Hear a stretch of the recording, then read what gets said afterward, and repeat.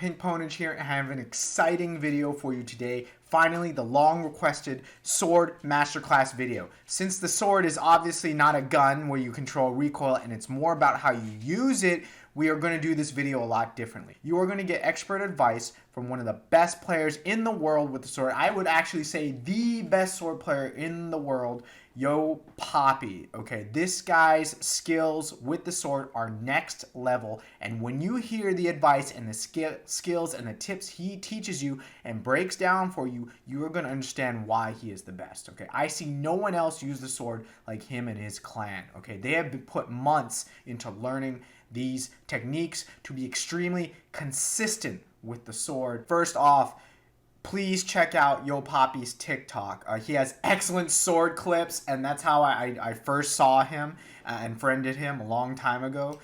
He has excellent sword clips on his TikTok where you can watch and learn from. He's a wonderful guy. He's always willing to answer questions and give advice if you reach out for it. He was so excited to do this masterclass video. I think I just asked him like 2 days ago, and he was like, "Let's do it, and let's help the community. I love the sword," is what he said.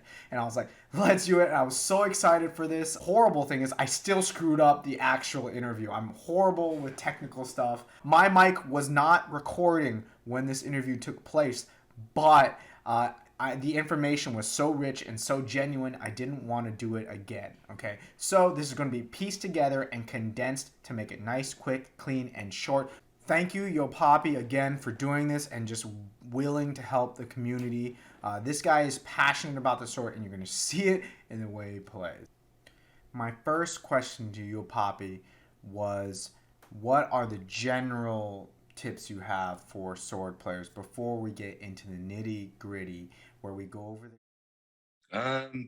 I'd say just you just gotta get your confidence up. You know what I mean? Like when you're hot dropping, start off with a knife, you know what I mean? Try to attack people with a knife, and you know what I mean, once you can start getting those 3 hits on, and start getting comfortable with just the knife, then you know what I mean, a sword's gonna be so much, it's gonna be like, slicing butter. So just you have to get your confidence up that way. That's how I did it when the sword was taken away, and like all you had was the knife. When I say confidence too, I mean like when you're going in and you have full health and you're about like 2 steps away, like just keep going forward. You know what I mean? Like don't pull back, because as soon as you pull back, they're also pulling back. Then that's a bigger separation, and then you're never gonna get to that person. You know what I mean? Unless you got a whole bunch of builds and then some health and shit to get all the wrap around, because they're just gonna shoot you right in the face. I mean, sure, you're gonna take a lot of damage. You're probably gonna take 150 damage, at that person. But like if you just keep going forward, the extra 1 second, it's just gonna, you're gonna get the kill. Otherwise, I'm really kind of just dodging left and right with my thumbstick. I'm going forward, and I'm actually in real life, I'm literally moving my head like this. I don't know if it helps. I don't know if it's I don't know. I just doing this shit like I see in animes. I'm just like, yeah. Yeah, if you don't have headphones on your on your headset, get some ASAP. Like, something that you can really like hear like around, like surround sound, the dynamic, hearing, where you can already pinpoint where their feet are going. Because like sometimes I'll just kind of close my eyes and just like hear where they are, and I can just kind of just run around the corner and just get them. Right, I know what you kind of what they're doing, kind of where. It's weird once you start hearing and listening, you use your ears more than your eyes. It gets way easier, because you can start hearing people fly in and stuff like that. Then you can get prepared. I'm always listening. Even though there's shit going on, I'm always hearing. Ever since they put the sound when people are dropping in and stuff like that, like it helps a little bit more to get prepared. I use the PlayStation VR attachment, like the headphones that they use for that. And then I have the Bobo VR Pro head strap that you can attach to it, which I believe that's like the only headset you can attach to this headset, which is pretty comfortable. And then I have a FrankenQuest mod, so I have 2 headsets that I switch between. My Bobo VR is better for, because I play wired in and I play Airlink as well sometimes. So I've used the Vive or the FrankenQuest for my plugin, and then I have for Airlink, I have my Bobo VR. Getting your switch down, like I was telling you earlier, taking out their health, as even though you're attacking their health with your sword, you just want to throw them off, thinking that you have a gun, and once you get close, all you're gonna have is a gun, and then you hurry up and just switch that shit out. So that one clip I actually have, you seen, I was at like 50 health. Dude came up and he would have got me if like continued to shoot him. He would have got me with the M10 or whatever the hell he had. And I just instantly just pull out my sword and just, sing sing. It was just, like I said, natural just reaction, just to hurry and pull it out. And it's sometimes my downfall. But at the same time, it's like when I'm in close quarters, like that's actually what saves my life a lot. Just being able to react like that. All right, so next we are going to go over various clips from Game Over Competitive League where Poppy just killed it. Poppy and his clanmate, Peter Pan, killed it with a sword and essentially made history in the league with the sword. I kid you not. And so we're going to go over some recent clips of them just killing it, and he's going to walk us through the skills and his mindset during the play. Crazy, it's about to go down. Poppy with this fantastic sword play. One of the best sword players I know. Can he pull it off against Sword? Sword King! Oh my god! Basically, before they come in, you already kind of know where they're, what side they're coming. I always got to know your exits, and your entrances. And if you can, hurry and block which ones and whatever you feel comfortable. You know what I mean? Like, you feel like, oh, I can use this. It's more of being there and failing so many times, and like I said, building your confidence, failing enough to be like, okay, I would have got him this time, I would have got him that time, but this and that, and then you just work on it next time. But like I said, grabbing that wall, right before they come in, like, it helps a lot because you're not running towards them. That saves you 2 extra steps. You're flying right into them, and then what I would say is what I hate about this game is that you literally walk through people, and I don't like that. So like I'll walk through somebody and slice them, and then I'll walk through them and then walk backwards and slice them again.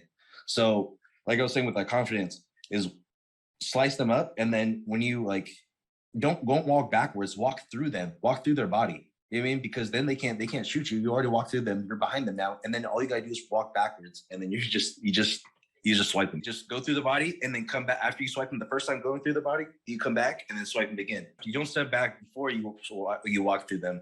After you swipe them, walk through them, and then pull back out and then swipe again. You just step right into them and then step back out. And they can't even get you with their knife because you already walked through them, with the first hit. All right, so we went over the first clip where Poppy really demonstrated his expertise with listening for his enemies, planning out his attack, using the walls to fly. Flying is always faster, so you're going to close the distance faster.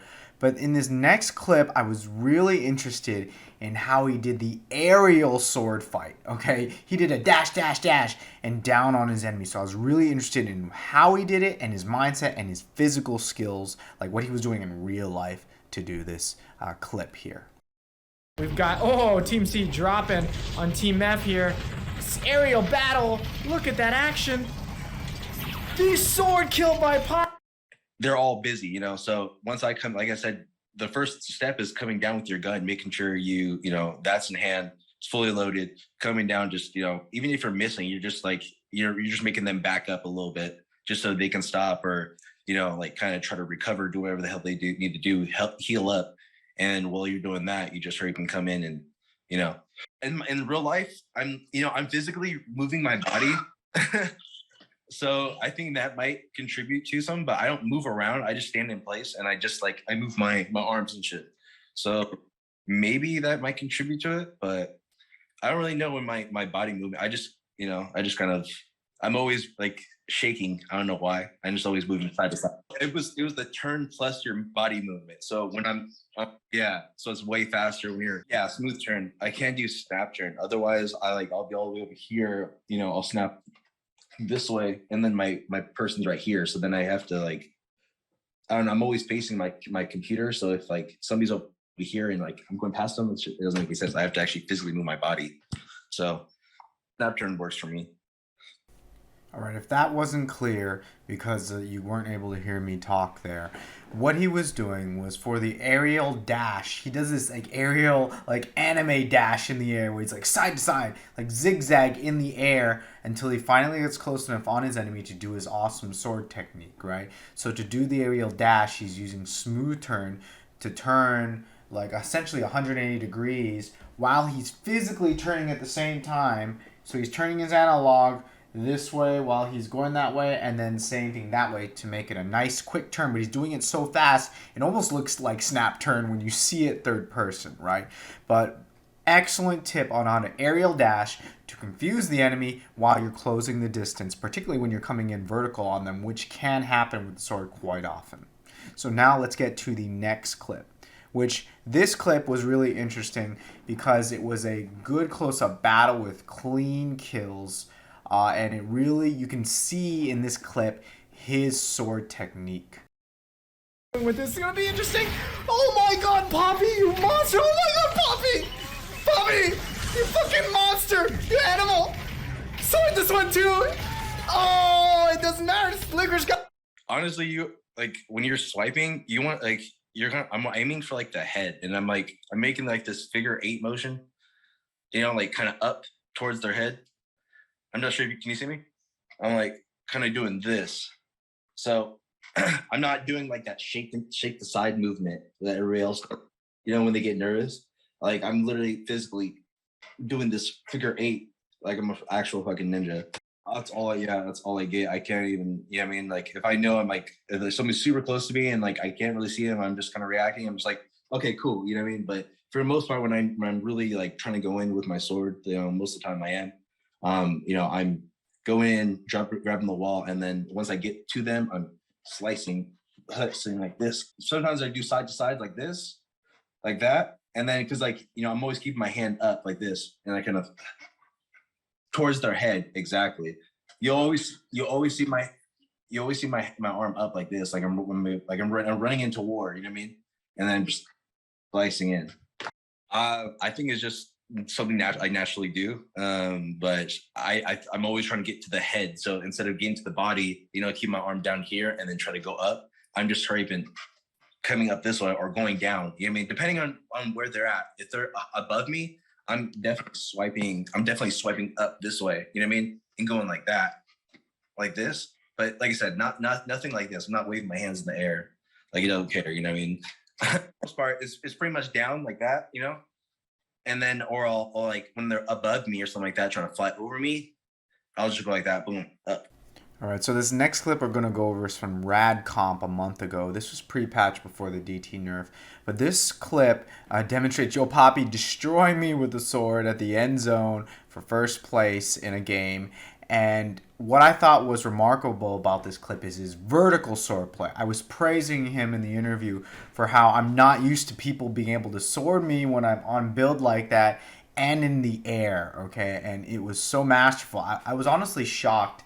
I was on the build, and I felt like I was flying right before he knifed it, but he knifed the build, and I was kind of floating midair, and he hit me midair, and I was just about to get those last 2 DT shots off, and I thought I had those shots off, honestly, before I got knifed, but it was so masterful and so clean and so quick from my perspective that I was just truly impressed by it. So we were talking about this clip here from a month ago. Going down in the zone, giving Tracy the kill.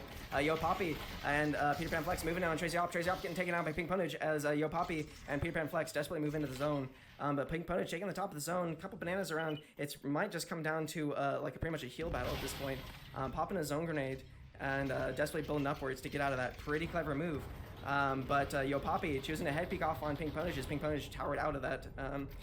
And might see PinkPWNAGE die here, but PinkPWNAGE not looking too good. PinkPWNAGE moving in with the DT11, taking down almost all of YoPapi's shields, and moving in. PinkPWNAGE going down to the zone as YoPapi is forced into a close range, but unfortunately going in with a Cyber Blade and getting 2 quick hits off on PinkPWNAGE and securing the win for his team. PinkPWNAGE unfortunately kind of getting boned by the small zone there and really not keeping his range.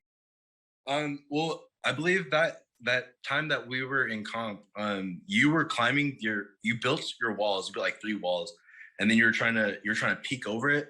And what I did was I just hurried and like I grabbed the wall, went up like twice, 2 strides, and then I cut through your build at the top while you're trying to peek over, and then you're falling. I said, and yeah, so I swiped your build, and then after I swiped your builds, it broke, and then you were dropping. So then I said like that because you're already still elevated up and you're still frozen basically before you start falling.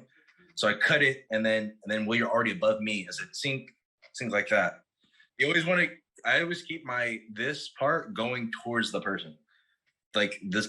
Yeah, and piece right here. It just swings. All right, so this next clip is the last third-person clip where we really get a good view of that figure 8 from YoPapi's clan member and long-term friend, Peter Pan. And this guy is awesome, just as good as almost as YoPapi with the sword, just as good as what YoPapi says. Peter Pan's is almost as good. They're the same. They're both awesome. You're gonna see it, but you really get a good demonstration of the figure 8.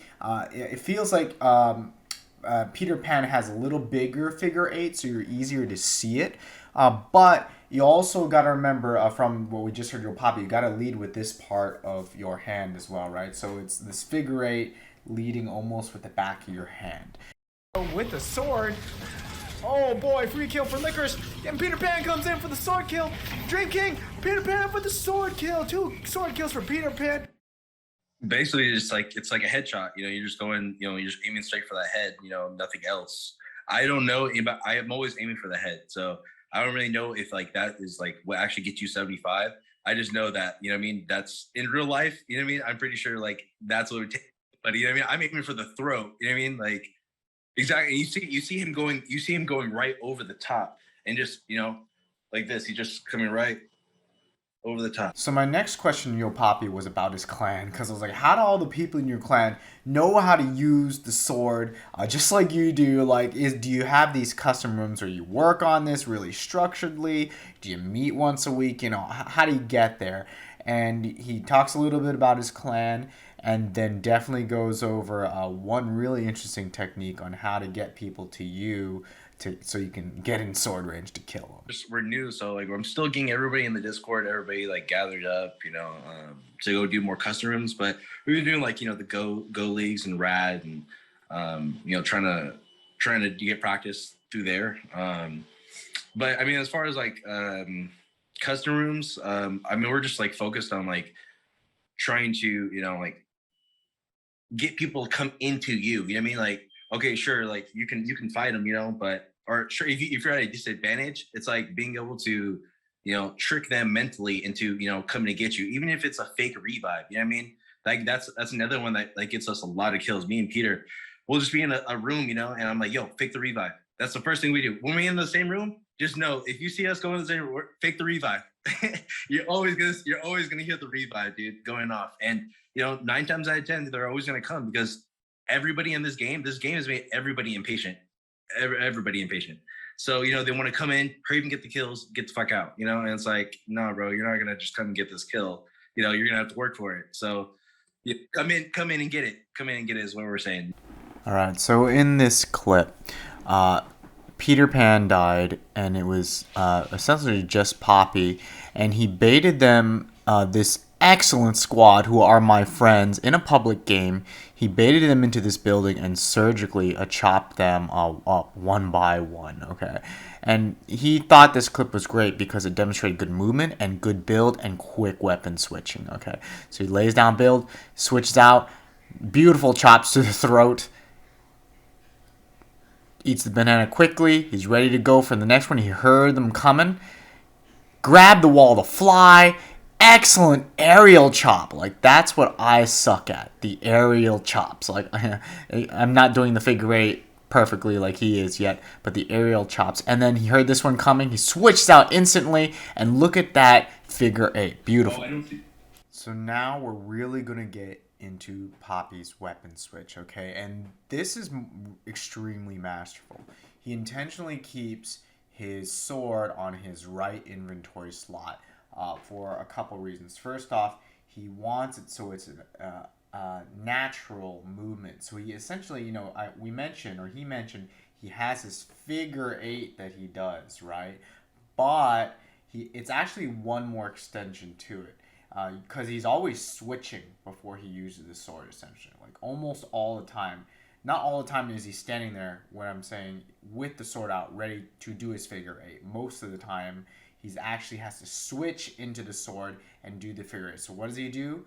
He'll spam build, for example, and then just immediately hit the weapon switch button and go into the figure 8 outwards, because he knows that his sword is on the right inventory slot. It always is. He arranges it, so he naturally goes outward first and then into his figure 8. Okay, and so if you can think of his full swipe as out then figure 8, which he will explain.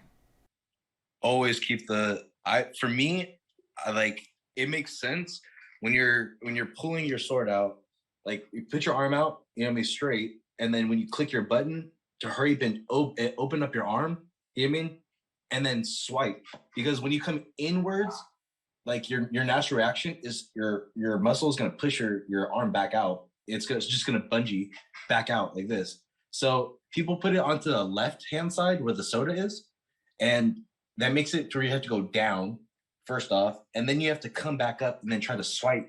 And that's, you already wasted a whole second trying to do that when you could just open up your arm, extended it, and then just got a big clean swipe, and then came back with the second one.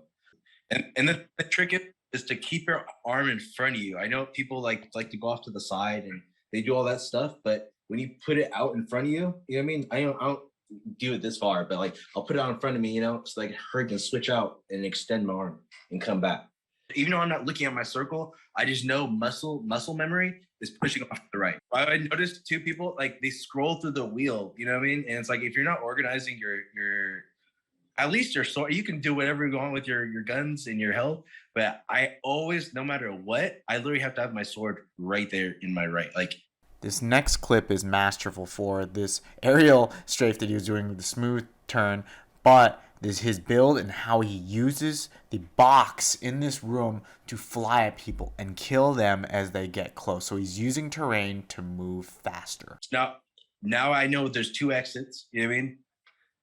I heard him throw the zone, and this is where right here, the zone, that's where the headphones come in, because if you can hear where the zone's at, you can basically, you know, you already know like how far to step back. Like you already seen, I was in the corner and I was confident right there in that corner that shit was not gonna hit me. That's where you having height is an advantage. You know, I'm flying right into it. I had no steps. I went from straight to that to swiping him, and then I went back to it, jumped back onto it, and then flew through the door just so I didn't have to take hella steps, and he could hear where I was. So in this clip, I asked him about how he does his below swipes, like how he swipes under him, because I failed when I'm trying to hit people below me, and people have failed trying to hit me when I'm under them.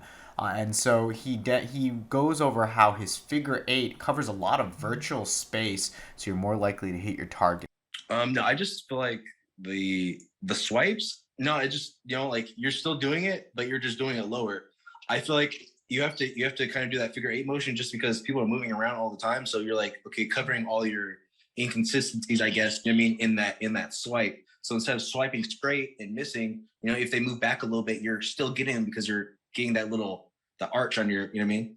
So then I asked him, you know, when I try to do a below cut under, I'm kind of just like whacking it, like, you know, straight at the target, not doing the figure 8 whatsoever. And I loved his response here. That right there, that's like basically the difference between a butcher and a swordsman. You know what I mean? Like you're coming down, you know, you're just chopping the meat, bro. You're just trying to get the break bones, you know, give everybody a little piece of their cut, you know, of the meat. But a swordsman, they're, you know, they'll slice you up and leave you to rest. So now we get to the final first person clip, and this one shows something different. Yeah, this was before the Cyberblade, but the Excalibur. But I still thought this was great movement, and like you can still do this move, you know, in the field today. You know, it's just like this. Everybody's gonna fall for this. 8 out of 10. 8 times out of 10. So in this clip, you're gonna see him bait people in the tower, and he kills them so masterfully, right? He closes his distance, but he was baiting the corner, and he was really using his sound to really figure out where they were coming from. And so I actually asked him, I said, these key people came straight at you, climbed straight into the, places somewhat next to you. At least the first person did. The second person you had to navigate a little bit for. You definitely heard him before he got there. But what happens if the person was like me? I know you have a sword. I'm going to try and navigate to the other end of you to peek. And he said, well, I would just reposition based off of sound. Yeah, I mean, I would have built out. I was here. There's already one build right there, probably 2 builds right there. I would have built out a little bit further and then left, my little corner open so I could have been able to escape. But again, it's being able to hear them and kind of like pinpoint where they're at, because I could hear them coming. That's why I jumped into that corner. I seen where they were running from that direction. I went back into that corner, and the only opening is up here, or I guess, but they would have to run all the way around the structure, like where I was coming from, and I would have heard that. So then I would have been able to quickly adjust on the fly. It's hard to say, honestly. It just kind of like you have to get that experience in, and you have to fail, a lot. I've died so many times trying to fucking kill somebody. Most of the time people kill me, and I think people don't like brag when they kill me because I'm always coming at them with the sword. So they're like, they can't really brag, like, oh, I just shit on you, this and that. It's like, well, I did have a fucking sword and I was kind of like 20 feet, but I don't know. I just be going in, and you got to be confident with it. And if you're not, then they're going to see it and they're going to take advantage of it. So I asked him if he had any closing comments or last minute tips, and here's what he had to say. Use that sitting in the corner technique, or just sitting in the house waiting. You just have to basically just bait them in, and thinking that they're really going to get you. It's kind of hard with hiring players. You just gotta wait. You sit back and wait for their mistakes. Everybody's gonna make a mistake in this game, that's for sure. Even the best players gonna make a mistake, and that's honestly how I've taken on a lot of high ranked players on this game, just because due to their mistake that they've made, not because my skill was. I won't say because my skill was like super outrageous, but being able to like just be able to do your 2 builds and then fly over to your right or your left, to keep going at them and putting pressure on them. Because like I said, they're gonna mess up the reload after you get a couple builds, boom, boom, and then fly over to another set of builds. When you're building and you're just constantly building, getting closer to them, they're gonna mess up at some point, or they're gonna get to the end of their clip and they're gonna be trying to reload, and that's where you strike. I wish I would have sent you some of those clips, like where I was actually going in like parkour type, that you're just like constantly building, like moving, constantly building, moving. And no gun in play at all. Yeah. I'm not one of those people that build like straight like big fortresses like a Fortnite. I just build a couple, and then I'm like, I swing over where I can fly enough, where they can't get me. Fly over to the right, fly over to the left, and just keep zigzagging towards my goal. It's also being just knowing, like, is it like usually in close quarters, like in a building? Because if you're rushing them, and they're stepping back, like I said, if you can just hurry up and get your left arm to the wall real quick and just hurry up and throw yourself, that's extra 2 steps you didn't have to take. Usually open, yeah, okay. Well, I mean, sometimes in the open, like that's really hard. Like I said, you're gonna have to parkour that shit, and you need like at least 75 builds or more. You know what I mean? Like, and I'm only like in these games, I'm getting so pissed off because I'm like only getting like 30 builds whole game, and I'm like, what is going on? Like, I don't know. So that's what's kind of like broke my confidence a little bit, but like you can't let the shit break your confidence. You have to be build reliant with the sword, and that's the thing. Like everybody, we do swords, like you're just like, give me 100 builds and I'm good. Give us a sword and 100 builds, I'm good, Okay, a few extra things to leave with because they didn't come out well in the recording. First off, when the first sword came out, you could just swiggle it like this and we do the full damage. You can kill someone like that. So you literally had people walking at each other just doing this, and that's not very engaging. So what Big Box did is they made it so that if you do something like this, you're going to get like low damage on the swipes. And that's why Poppy comes in with these big figure 8s. And so he almost always kills someone with like 275 hits pretty much, okay? And that's a tip that you should know for the figure 8. Now I did have a couple questions, noob questions with the sword, because I am total noob with the sword. First off, I was like, when I'm chasing people ground walking and they're ground walking, and they're backpedaling, looking at me, shooting at me while I'm like walking at him with the sword, I feel like I'm not catching up to him fast enough. Like, you know, when I watch him do it, he's like clear in distance and he gets to them quick. And I was like, are you taking physical steps in real life? And does that help? And he said, well, yes, I'm taking 1 to 2 steps. He noted his play space was a little limited. Does it actually help? We don't know. And he does, he doesn't really know. He just does it. He thinks it's more mental, if anything. And so that was my first question. And my second question to him was, does your arm hurt? Because when you play as much as we do, hours a day, your shoulders hurt and sometimes your elbows, okay? And he said, yeah, actually, I ice pack a lot. He ices his shoulders and his elbow to reduce swelling, apparently. And so he used to do a lot of elbow movement in his swipe, but now he said that he locks his elbow and he only moves his shoulder when he's doing the figure 8. But his arms do get sore, and that's what happens when you swing around vigorously, right?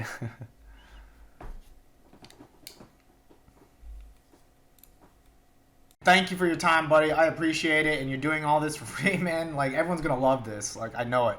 Thank you, sir. Yeah, it's all about helping the community, dude. I want to see more people use the sword. I mean, I hate getting killed by the sword, obviously, but you live by the sword, you die by the sword, so trying to help everybody out, and your videos are great and informative, and everybody loves you, so I thought it would be a great to help you out with. Thank you, buddy. I appreciate you. You have a good day.